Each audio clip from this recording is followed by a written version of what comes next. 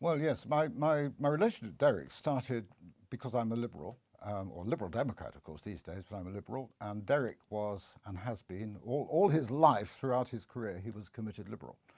And I got proposed and put forward as a possible nominee to fight Hereford for the parliamentary constituency for the 1979 election. The selection was in 1975, and I came up here. Derek was chairman, so he welcomed me.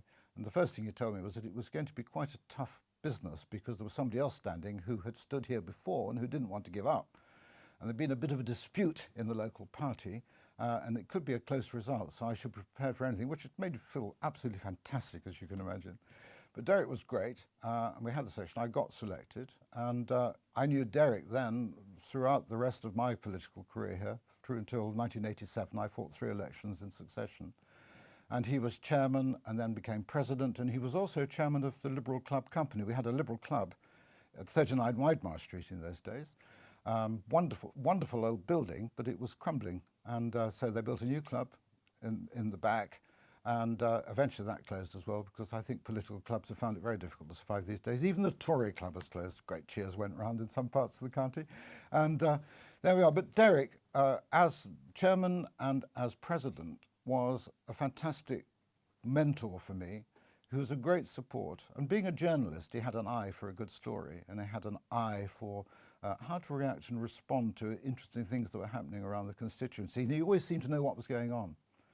And he had a lovely kind of informal habit of passing on news to you in a very sort of, he'd put his hand up like this, and he'd talk in a kind of, very muted sense so that nobody else could hear, and tell you what the latest scandal was about this councillor or that councillor. He was great fun to be with. He had a terrific sense of humour, full of life, and of course lots of other interests outside politics.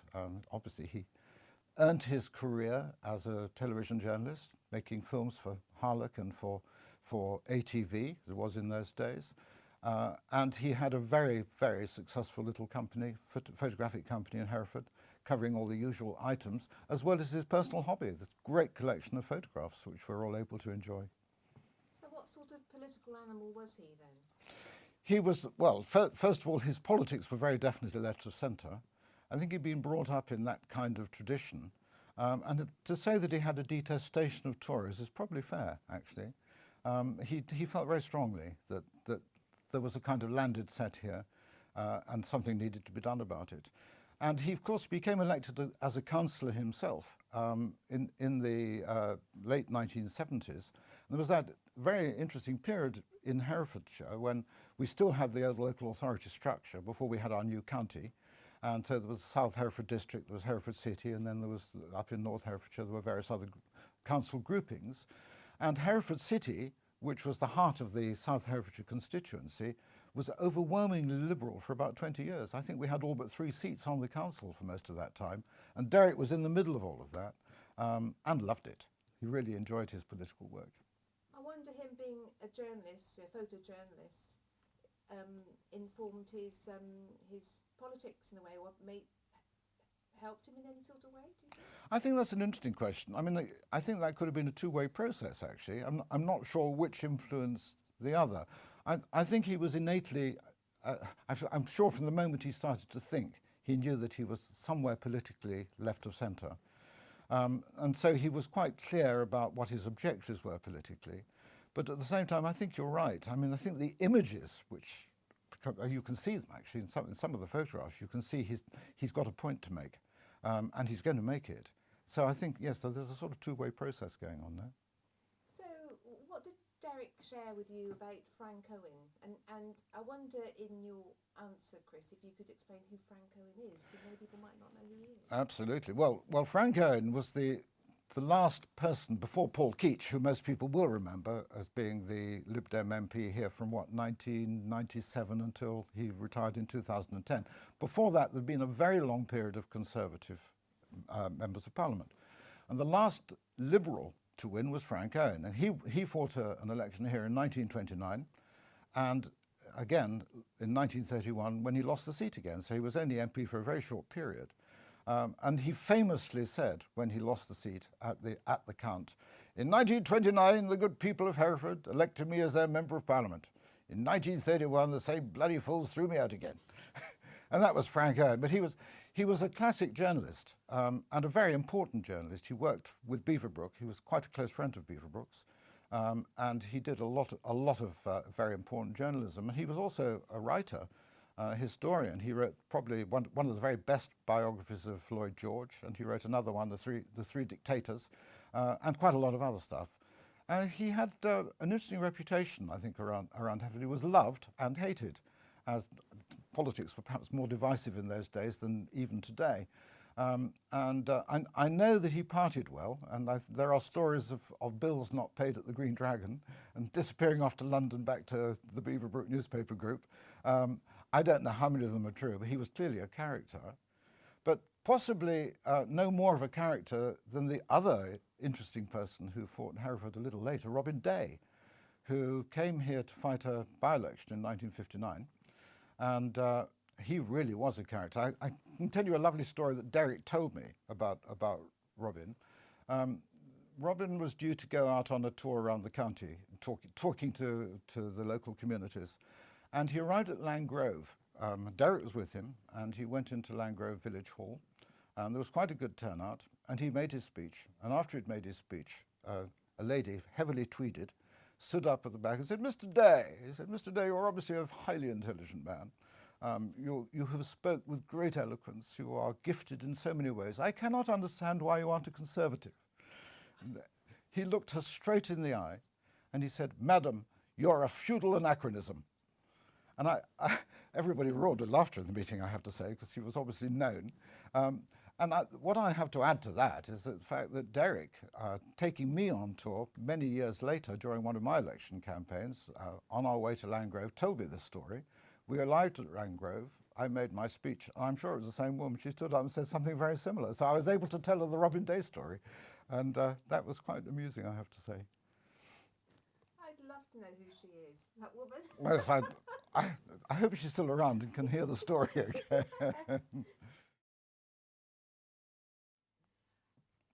Were you, in a way, as a Liberal candidate in those days, Robin Day, for example, were you flogging a dead horse in many respects? It was hard work. I have to say that apart from one election, which I think was sometime in the 60s, when the Liberals came third, and there were never more than 3 candidates in most of those days, they managed a respectable second on most occasions and were quite close very often. I mean, I know when I first fought, my predecessor had done very well, got within a couple of thousand of winning. And the big issue was the merger of Hereford and Worcester, which a lot of people probably have forgotten about today. All they're aware was that we have a county council and it seems to make all the decisions that are made, and we've got parish councils, not much else.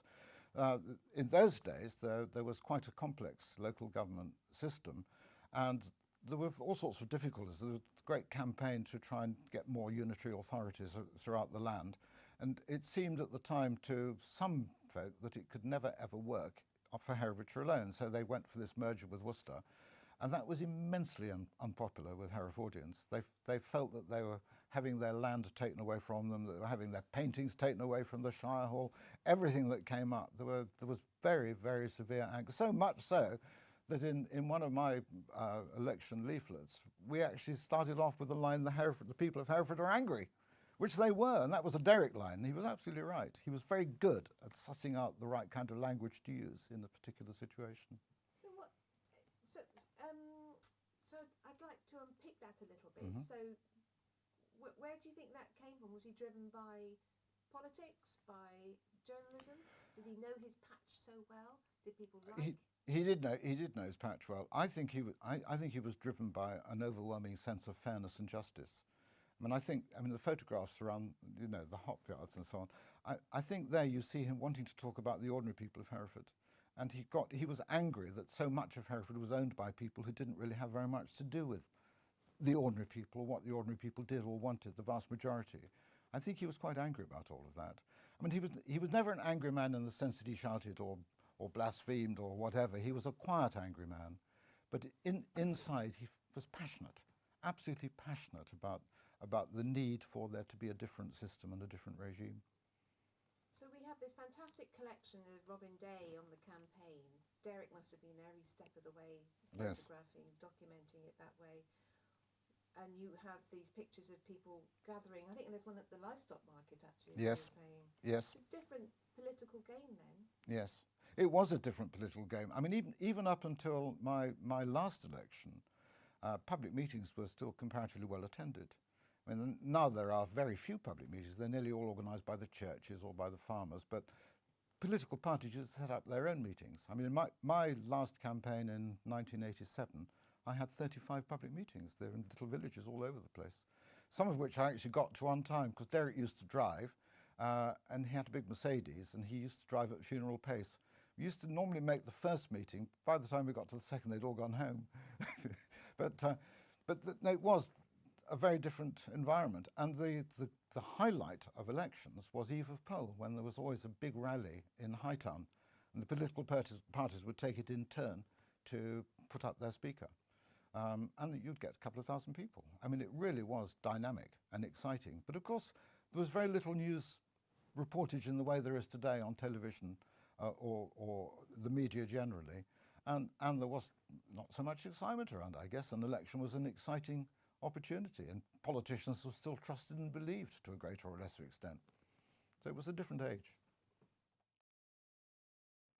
Slightly before my day, at these rallies, supporters would turn up with candles, and they'd be like a late night vigil. And there would be an enormous amount of noise, as you can imagine. And whoever was on the platform would get a lot of booing, because at least a large chunk of the crowd were not on their side. It was pretty much a two-party thing then. There wasn't a lot of Labour presence in this patch in those days. There wasn't a Labour base, really. And the Liberal tradition came very much from the old non-conformist tradition. So the further Hereford City, there was a strong non-conformist tradition. If you went down the Golden Valley, you found it again. And going over the border into Wales, there's very strong chapel-going communities, as were, who retained this sort of instinct. But those vigils were incredible. They used to happen in Ross too, on a smaller scale. And there are stories of candidates being hung by their feet out of upstairs windows from shops. Yes, absolutely. A Tory candidate, apparently that happened to. So it was exciting and quite dangerous at times, I suspect. I imagine Derek absolutely loved this. He loved the drama. He loved the drama. No, he did. He relished every minute of it. And he has so many stories to tell about it, as you can imagine. And that he lived and thrived on little bits of scandal, little bits of nonsense, little bits of whatever. He just loved it. He sounds like a man after my own heart. Do you remember any of these bits of scandal or gossip or anecdotes? Well, I think most of the bits of scandal I ought to keep fairly quiet about, because to protect the guilty. He would. I think it was the way he approached you. I mean, there are 3 or 4 councillors I remember hearing stories about, and they were quite unsavoury, some of these stories, and I'm not going to share them, because it would be very unfair to do so. But they were to do with sexual preferences and to do with the sort of things you would expect. But Derek loved whispering them around just a little bit, you know, share, but to make sure everybody knew. It's very important that you should.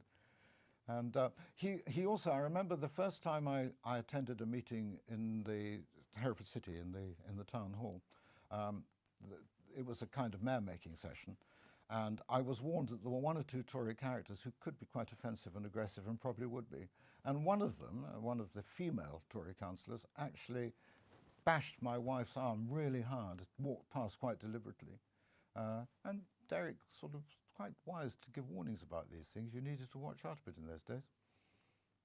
Rough and I'm tumble. painting a miserable picture of Tories, aren't I? And I have met some very nice ones in my time. When Robin Day stood in 1959, Jeremy Thorpe, who was a very young, I don't even think he was an adopted candidate at the time, he was a young campaigner in the party. He came up and spent 2 or 3 weeks here working for Robin.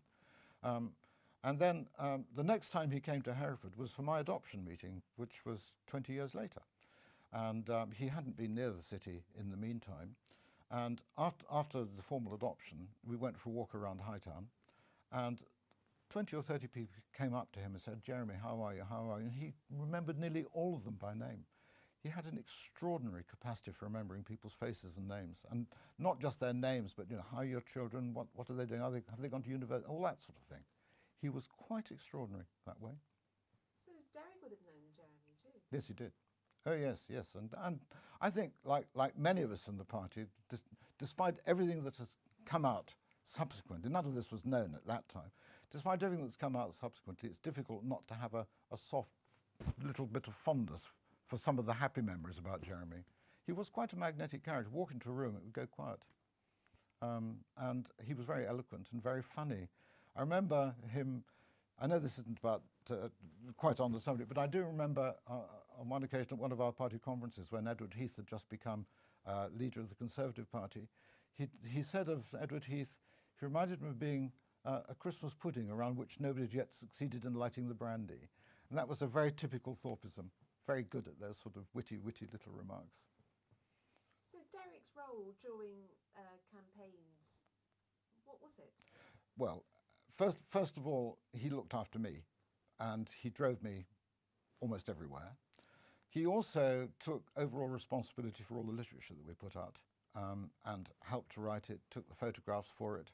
And that was another very interesting point, because in those days, photographs that appeared in election literature were pretty staid and boring. And he got the message. He knew that you had to be seen out and about. And he took lots of action photographs, which was, I think, a first, really. I'd never seen anybody else's leaflets at that time, which were quite so aggressive in terms of selling the candidate and showing what the candidate could do and where they were. So he'd drag you out to a farm and you'd be seen with a sheep, or you'd be doing something else, or in the market or whatever. I mean, that's commonplace now. But in those days, you used to get a sort of very boring upfront photograph of the candidate in his best suit, and maybe one with his wife, and that was it. But Derek went for a much more casual approach, like to see the candidate with his sleeves rolled up, Paddy Ashdown maximum. Yes, I think it's fair to say that Derek was in many ways very much ahead of his time in the way he approached things, the way he saw things. I think being a television journalist was a massive help for him and for me, because he knew exactly what was going down well, media-wise. He could feel the changes that were taking place, new kinds of journalism and so on. And he sniffed it all out, there's no question, he got it. How, though? Where does that come from? I don't know. I mean, some people are born with the gift to do that and some aren't. And I think Derek had very natural gifts. He wasn't one of those sort of magnetic characters who walks into a room like Thorpe. Not like that at all. He was really quite a quiet person. He loved his fun. He had an infectious laugh. He loved his golf. He loved his jazz. He liked to live life fully, but he wasn't an excessive man in any way. But he was just a very good person.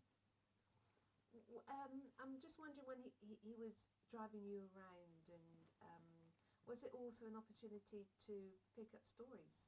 Yes. Could you talk about that? Yes, I mean, as you can imagine, if you're stuck with somebody in a car for quite a large part of an election, being driven around, you're going to share a lot of stories. And I have to say, I learnt a huge amount about Herefordshire and about some of Hereford's people during that period, some of it complimentary, some of it less so. But it was fantastic to have somebody with you who knew the county inside out, and who could tell you little stories it filmed for one of the TV channels or whatever, about individual characters in villages. I remember one man he told me about who lived up in Carousel, up in the woodland, and he said, you ought to go and see him, but he said he'll keep you an hour, he'll give you a drink out of a coronation mug with a chip in it, and he'll share the cup. He'll open the tin and give you a piece of cake. He'll ask you to feed his chickens. Then he'll say, I think my membership's due. Can I give you £0.50? And you have to accept it, although it's not enough. I remember him saying that. Derek played a very crucial, significant role within the Liberal group on the City Council in Hereford. There were, I think, about 23 at the maximum size of Liberals there. And you can imagine, some of them had been a bit opportunistic. When the bandwagon was rolling the right way, they climbed on. But some of them were very committed Liberals, some of them had been active for a long time. And there were some great characters amongst them. The natural leader was a man called David Short, who sadly died some years back as well, quite young. But he was the sort of politician who had a real nose for the right way through a situation. And he managed the group really well. But Derek was the kind of the advisor and the informer, the one who which should always be consulted if there was a problem, because he'd probably know a way out of it. And he and another character called Sam Beaumont, who also died some years ago, who was a lawyer here in town. In fact, his company still exists bearing his name. I ought to say of Sam, he came to Hereford without a penny and became a millionaire, multi-millionaire over quite a short period of time, buying property and doing various other things. But he was a kind of liberal benefactor. He was another wise man behind the scenes. And he and Derek actually got on very well. Not everybody got on with Sam, but Derek got on with him very well. And with David Short, or Shorty as we called him, David, who could go off on one sometimes, not very well, needed to be held back a bit now and again, and Derek was good at that. Did Derek get on with everyone, or did he make sure he got on with everyone? I don't remember Derek having an enemy. I mean, he may have done. I was certainly never aware of him having enemies. And there was just, it was impossible to not like him, actually. I can't think of how you could not like him. You might not like what he said sometimes, particularly if you weren't of the same political colour or whatever. But he would never be cruel. Well, not intentionally anyway. And I think he was just one of those people that it's very difficult, as I say, not to really like. Yeah, so shall we start by talking about what you were mentioning earlier from what Marsha said about the images and the politics and which came first? Yes, I mean, as I said, I think it's quite difficult to know which came first of those two. I think he was a man who always was aware. I mean, he's a very visually aware man. So I think he was always going to be, always going to be interested in images and what images, the power of images, what images can do.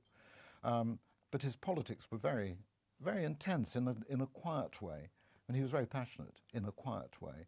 And it's impossible not to see some of that coming out in some of the photographs. I mean, obviously, I was more familiar with the photographs he took around politics. But of course, I've subsequently had an opportunity to look at lots of his other stuff. And yes, it's there, his humanitarian. He really did have a sense of justice and a belief in giving people who perhaps were not noted and didn't get much attention paid to them, and who were doing interesting, not always terribly rewarding jobs, to give them an opportunity to be seen and to be appreciated and to be known for what they did and for what they were. I think he wanted to be able to say things through his photographs that people couldn't say for themselves, and which he felt that they were disadvantaged by whatever it was, by their position, by their poverty, by whatever it may be. Or who just ignored, and he felt that there were lots of stories to be told and wanted to see that they weren't, and he knew that he had power with the camera to do that. Do you think he'd be happy to know that they're going to continue to reach people through this project? I hope he would. I mean, I'm sure he would. He was quite a modest man. He wouldn't have expected the world to be eulogizing him. On the other hand, he was quite proud of what he did.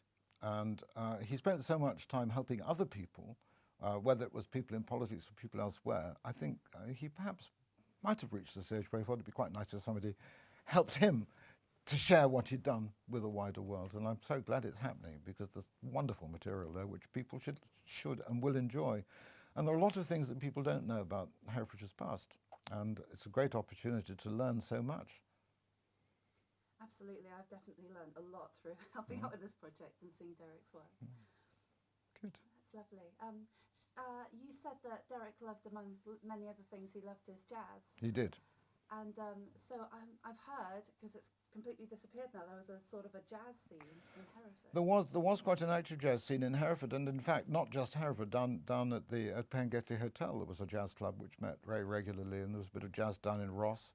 And I think there was jazz in Leicester as well. And it was quite normal for some of the better-known jazz bands to make it down here and do live gigs. I mean, no Ronnie Scott and co came down on more than one occasion, and quite a lot of the jazzers of the day. And Derek had a kind of regular meeting in his own home of jazz lovers, and he used to put jazz on. I went a couple of times myself. I'm a bit of a jazz fan.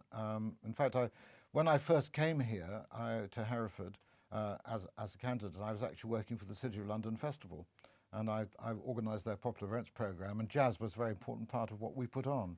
So we were able to exchange quite a lot of stories about jazz as well. That's another wonderful world, of course, the world of jazz, and some of the shady characters that occupy it. But he loved his jazz, yes. What a lot of people won't recognise today is how different the youth scene was in the 60s, 70s, particularly the sort of 60s and 70s. Today, young people's culture has moved on, and so it's pop of one kind or another largely, and it's mobile phones and different forms of communication. In those days, it was the Milk Bar, the jazz club, and you know, jazz. Did a lot of people go to jazz? Yes, young people did. That was really the way that young people expressed themselves in music, because they danced to it, they had a lot of fun with it, a lot of jazz clubs, a lot of jazz activity. And I'm thinking about the Beatles. I mean, a lot of people don't realise that when the Beatles had their first break, it was at the Cavern in Liverpool, and the Cavern was a jazz venue. And they put about an hour of pop on every night, and that was it. The rest of it was jazz, and they managed to squeeze into the programme and never looked back.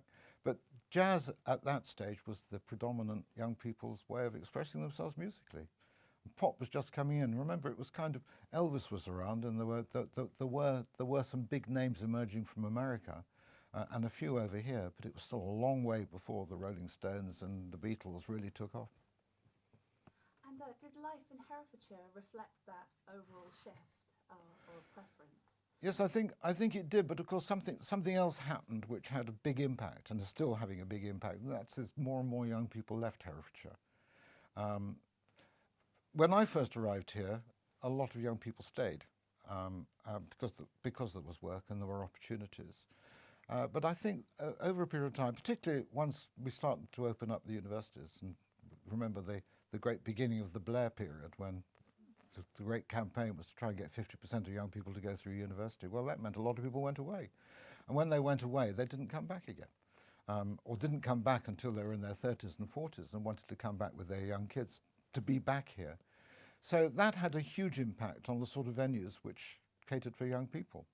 I think that that's looking better again now, and the fact that we've got a university coming here in the near future, and the fact that Hereford College of Art is thriving, and we've got a good sixth form college, and that we've got the courtyard and various other facilities which are catering in a big way for young people, that there is life in the animal again now.